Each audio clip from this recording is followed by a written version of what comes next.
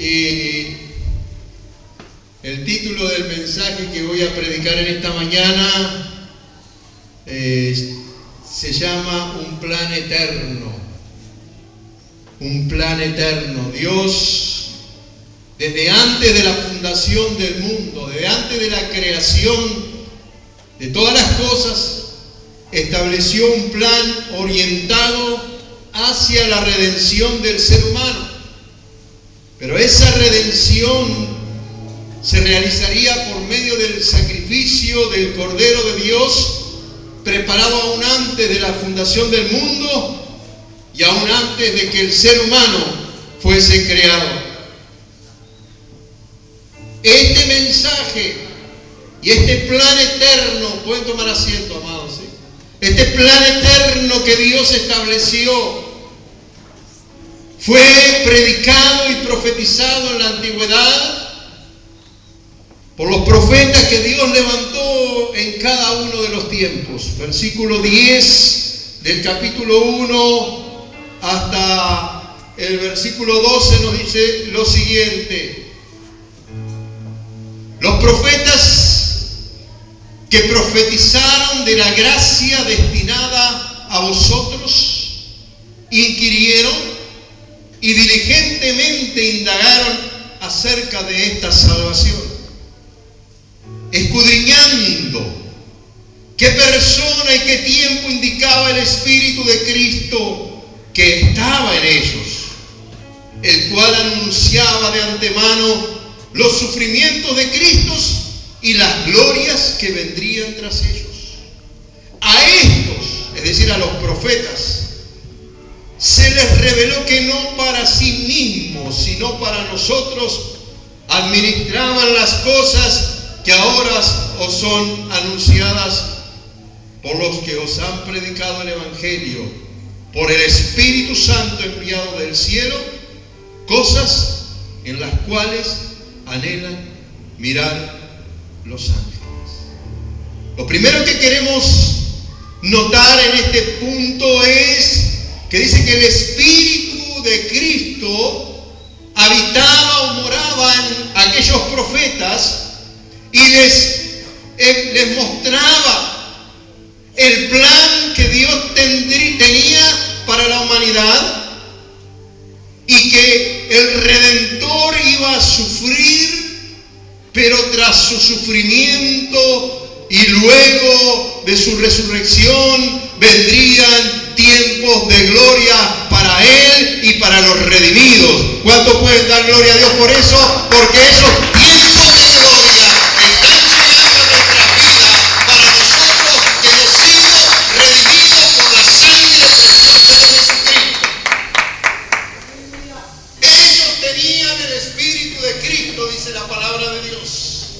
Estaban hechos y les indicaba cómo iban a acontecer los sucesos de la redención de la humanidad. Y en las profecías antiguas encontramos infinidad de pasajes que nos muestran cuál iba a ser la vida del Mesías y cómo iba a ser ese sacrificio. Isaías 53 es uno de los pasajes más claros que evidentemente muestra que la única forma de que el hombre fuese redimido iba a ser a través del sacrificio de Cristo o del Mesías. El Salmo 22 es otro pasaje que nos muestra los aspectos del momento en el cual Jesús fue crucificado. Una de las 7 palabras que Jesús habló en la cruz, o de las 7 frases, fue: Señor, Señor, ¿por qué me has desamparado? Y eso está en el Salmo número 22. Ellos escudriñaban, dice la palabra escudriñar en el Nuevo Testamento, está haciendo referencia a la actividad que hace el minero. No el minero de hoy en día, sino el minero en aquellos tiempos que escarbaba la piedra, la tierra, hasta encontrar la pepita de oro. Y entonces cuando la encontraba, la limpiaba, la purificaba y la negociaba. Escudriñar, dice, significaba que ellos investigaban a lo sumo cuándo iban a ser las cosas que iban a acontecer. Pero dice la palabra de Dios que ellos entendieron y comprendieron que eran solo administradores de la gracia de Dios, porque era para el tiempo de la venida de Cristo y posteriormente que los momentos de gloria de Dios sobre el pueblo iban a descender. Ellos eran administradores de la gracia de Dios. Nosotros hoy en día también, hermanos, administramos la gracia de Dios. Usted me puede preguntar, ¿cómo es eso? Sí, hermano, cuando usted decide compartir el Evangelio con una persona, está siendo un buen administrador de la palabra de Dios y de la gracia de Dios, porque la está compartiendo. A continuación, en los versos 13 al 17 de este capítulo 1, el apóstol Pedro hace un llamado a la santidad. Nos dice: por tanto, ceñid los lomos de vuestro entendimiento, sed sobrios y esperad por completo en la gracia que se os traerá cuando Jesucristo sea manifestado.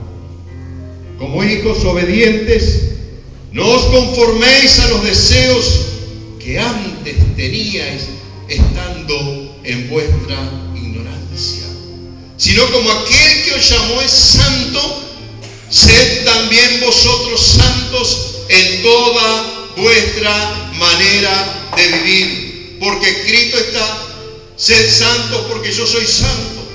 Y si invocáis por Padre aquel que sin acepción de persona juzga según la obra de cada uno, conducíos en temor todo el tiempo de vuestra peregrinación. El apóstol Pedro está haciendo a sus lectores originales y a cada uno de los lectores a través de la historia un llamado a la santidad, hermano. Pues la palabra de Dios dice que sin santidad nadie verá al Señor. ¿Cuántos pueden repetir conmigo? Sin santidad nadie verá al Señor. ¿Cuántos quieren ver al Señor? ¿Cuántos quieren ver al Señor? Tenemos que procurar vivir una vida de santidad. Una vida de santidad significa una vida apartada del pecado, una vida separada de lo malo. Este escritor dice que primero que nada debemos tener una mente renovada. También el apóstol Pablo en el capítulo 12 de Romanos habla acerca de que tenemos que tener una renovación en el espíritu de nuestra mente. Ya no podemos pensar como pensábamos antes que no fuésemos cristianos. Ahora somos hijos de Dios. Hemos sido llamados a una nueva manera de vivir, de modo que si alguno está en Cristo, nueva criatura es. Las cosas viejas pasaron. He aquí, dice la palabra, todas son hechas nuevas. Romanos capítulo 6 nos dice que si hemos sido revividos, debemos andar en novedad de vida. Una vida nueva ha comenzado en ti desde el momento que te entregaste a Cristo, y debes hacer honor a tu Señor. Una mente renovada significa que el mundo piensa de una manera, pero yo pienso según lo que dicta la palabra de Dios, que vive y es eterna para siempre. Yo no puedo pensar como piensa el mundo. Tú no puedes pensar como piensa tu vecino. Nosotros somos diferentes, amados. Estamos en el mundo, pero no somos de este mundo. Tenemos una ciudadanía, dice el libro de los Hebreos, que está reservada en los cielos. Debemos entonces tener una mente renovada, debemos ser sobrios. dice este pasaje que acabo de leer. Sobrios. La sobriedad está en oposición a la embriaguez. Y alguien que está embriagado pierde los sentidos, pierde la noción del tiempo, incluso pierde el control de su lengua. La palabra de Dios nos exhorta entonces a que seamos sobrios, que tengamos todos los sentidos despiertos, seamos personas que estemos ejercitadas en el discernimiento, según dice Hebreos, del bien y del mal. Y en ese discernimiento hacer la elección correcta de seguir el bien. La sobriedad a la cual alude el apóstol Pedro en analogía es a la embriaguez a la que nos llama el apóstol Pablo. El apóstol Pablo dice: no os embriaguéis con vino, mas sed llenos del Espíritu Santo. Aleluya.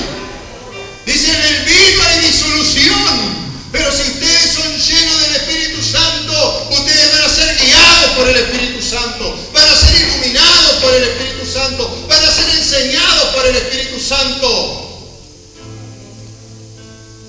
Es triste que a veces hay cristianos que solo buscan a Dios por las recompensas. Pero Dios quiere que su pueblo que le ama viva en una íntima comunión y relación con Él. Solamente a través de esa apertura hacia el Espíritu Santo en nuestras vidas podemos tener esa íntima relación con Dios. Pero no solamente con sobriedad y con una mente renovada, también esperando ansiosos el regreso de Cristo. Hay gente que vive su vida cristiana como que lo único que importa es la vida en esta tierra. Pero la Biblia dice que somos peregrinos.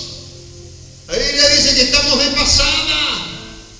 La Biblia nos dice que nuestro destino no está aquí en la tierra.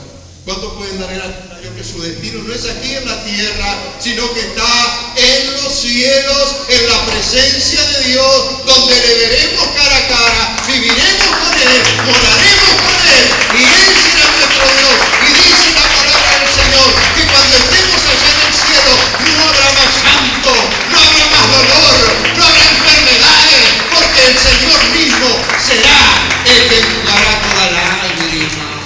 Aleluya. La pregunta es: ¿estás esperando el regreso de Cristo? ¿O tienes planes para otras cosas? Un hermano que ya partió con el Señor nos contaba una anécdota, que le predicaba a alguien y esta hermana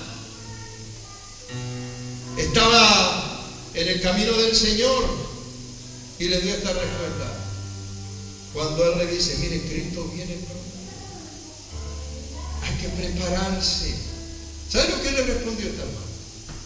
Dice: hermano, qué bueno que venga pronto, pero que se demore un poquito más, porque acabo de comprar una alfombra y todavía no la he estrenado. Diga conmigo: mentalidad terrenal. Eso es pensar según la gente de este mundo y según los parámetros de este mundo. Pero si tu mirada está, dice Colosenses, en las cosas de arriba y no en las de la tierra, donde está, dice, en Cristo sentado a la diestra del Padre.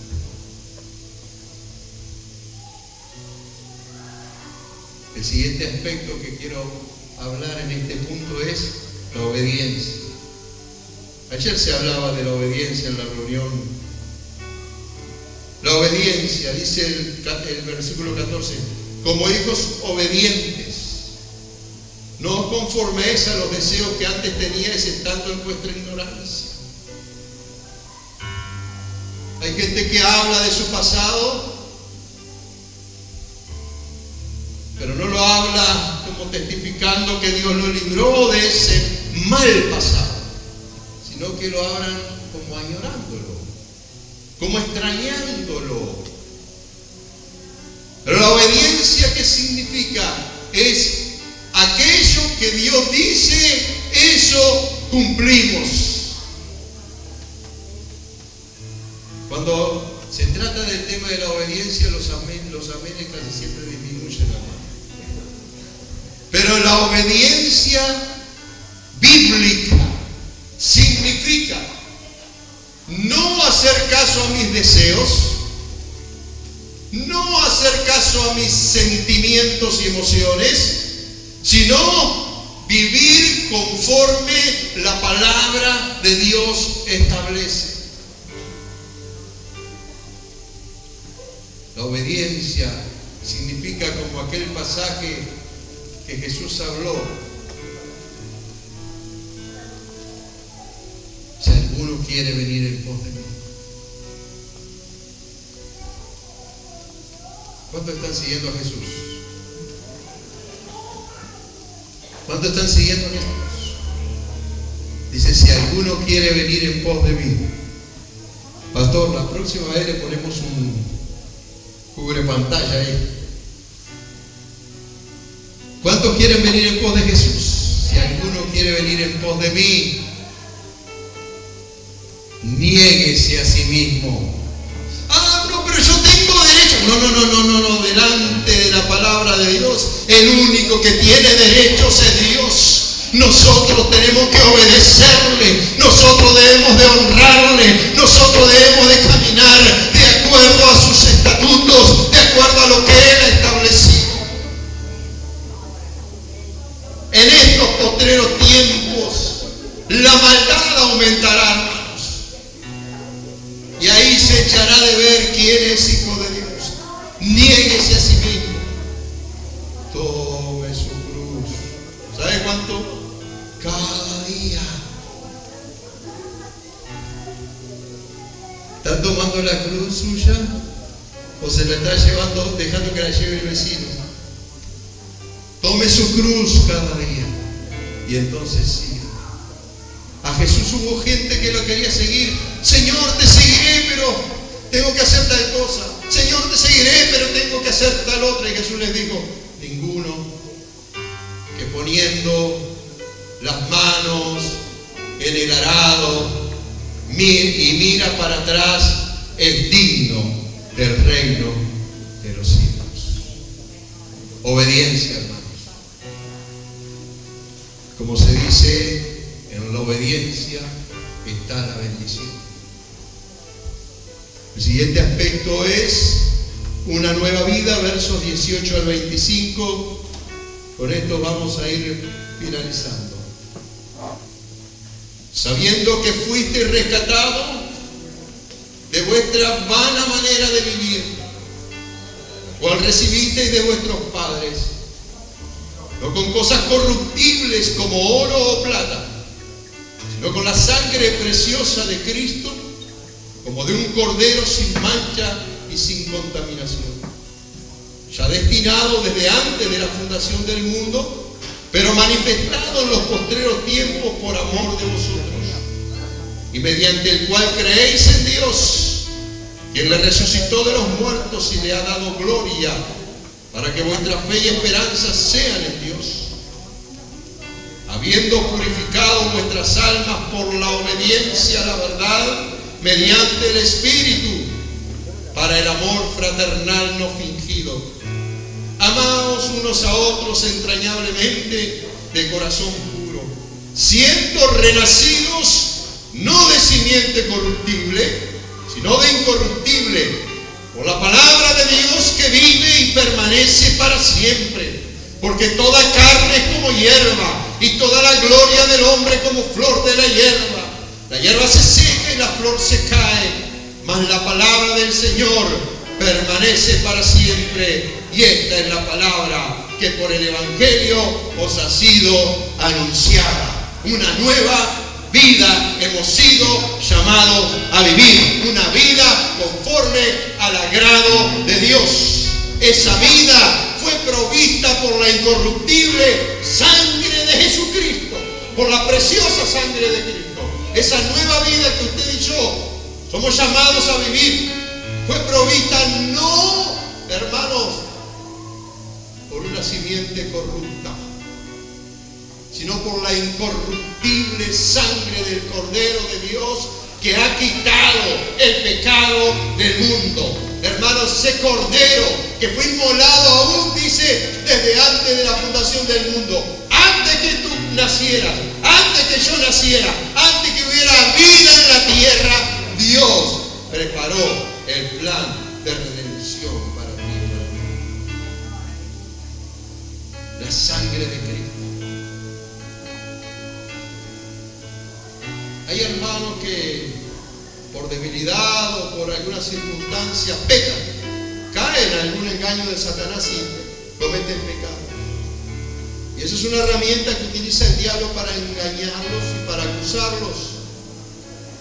Pero la palabra de Dios dice en la primera carta del apóstol Juan que si hubiésemos pecado, abogado tenemos para con nosotros a Jesucristo el justo. Así que, hermanos, la sangre de Cristo sigue limpiando pecados. La sangre de Cristo sigue santificando las vidas. La sangre de Cristo sigue purificando los corazones. La sangre de Cristo sigue transformando las mentes. La sangre de Cristo sigue limpiando la iglesia para que sea una iglesia santa, sin mancha, sin arruga, ni cosa semejante, para que el Señor pueda presentársela a sí mismo. Hermano, la sangre de Cristo pasaron más de 2000 años y sigue siendo efectiva como en el primer día, hermano. No ha perdido efectividad. La sangre de Cristo te quiere limpiar. La sangre de Cristo te quiere santificar. Pero depende de que tú lo quieras.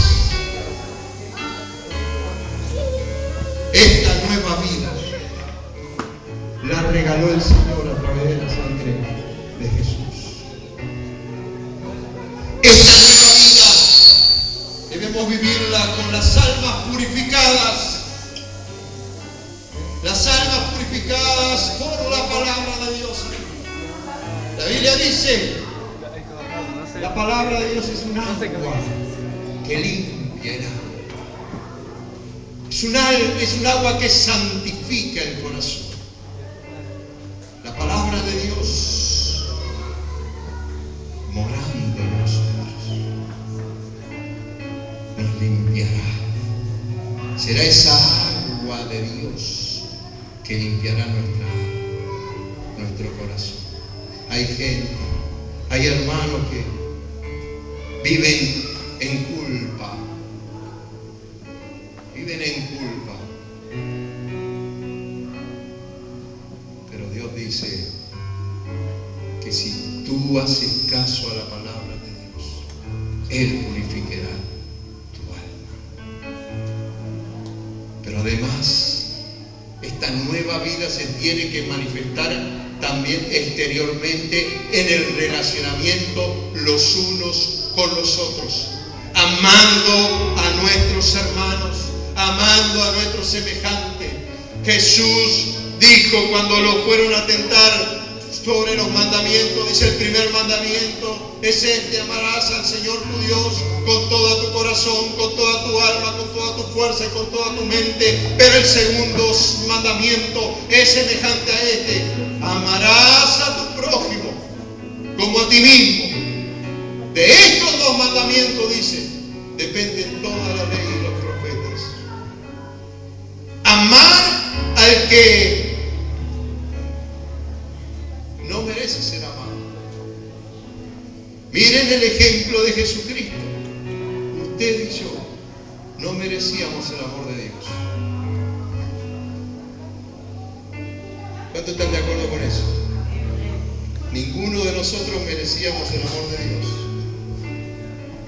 Pero Él nos amó igual. Él nos amó y envió a su Hijo al mundo Y es triste ver hermanos que no son capaces de perdonar a alguien que les ha ofendido, a alguien que les ha dañado. Pero ¿sabe qué dice la palabra de Dios? Que si usted no perdona a sus hermanos sus ofensas, tampoco vuestro Padre que está en los cielos podrá perdonar vuestras ofensas. Amados, perdonen. Aleluya. Cuando nosotros perdonamos, liberamos a un cautivo.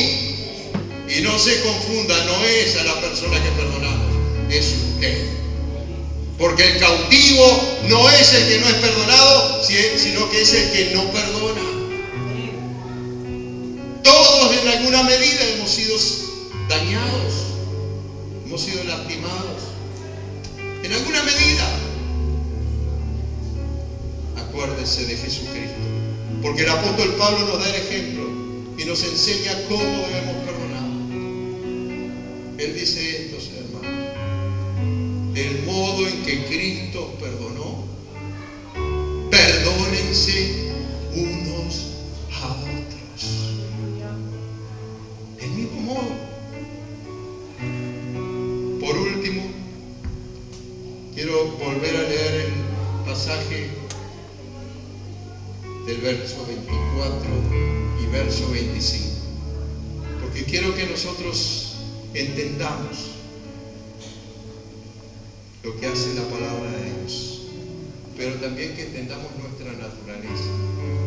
Amados, somos frágiles. Dice así la palabra de Dios: toda carne, esto es tomado de la profecía de Isaías capítulo 40, toda carne es como hierba, y toda la gloria del hombre como flor de la hierba. La hierba, es decir, la carne, el ser humano, se seca, la flor, esa gloria, todos los éxitos que tuvo, se cae. Hay fragilidad en el ser humano. Hoy estás aquí, mañana no sabes dónde vas a estar. Puedes estar en la presencia de Dios. Así que tienes que vivir cada día como el último, como que Cristo viene ya, o como que Cristo te llama ya. La hierba se seca y la flor se cae, pero hay algo que permanece para siempre, y es la palabra de Dios. Es la palabra de Dios. El llamado a una nueva vida, una vida de santidad de parte de Dios, no es negociable para los hijos de Dios. Yo quiero que tú entiendas que este plan que fue diseñado en la eternidad se va a cumplir. No va a dejarse de cumplir. Te invito a ponerte de pie, si puedes, para orar.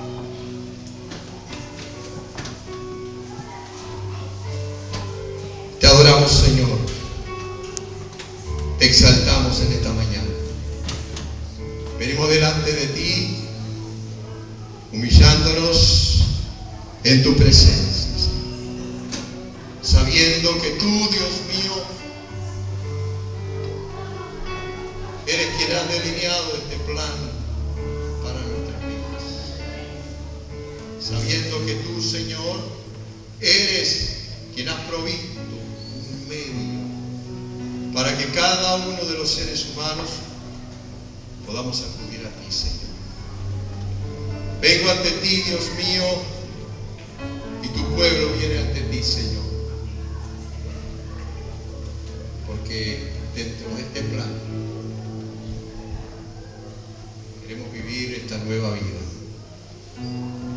Queremos vivir en santidad.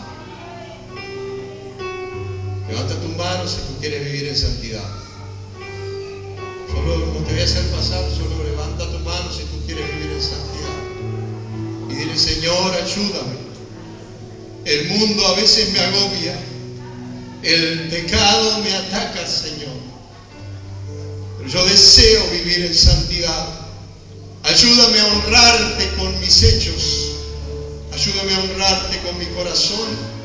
Y ayúdame a honrarte con mis pensamientos. Porque tú eres digno de esta honra. Gracias, Señor, porque tú me hablas, Señor. Gracias por la sangre de Jesús que me sigue limpiando. Gracias por tu palabra que me sigue santificando. Ayúdame, Señor, a vivir una vida nueva, una vida de acuerdo a los parámetros que tú has establecido en tu palabra. En el nombre de Jesús. Amén. Dios les bendiga, amados.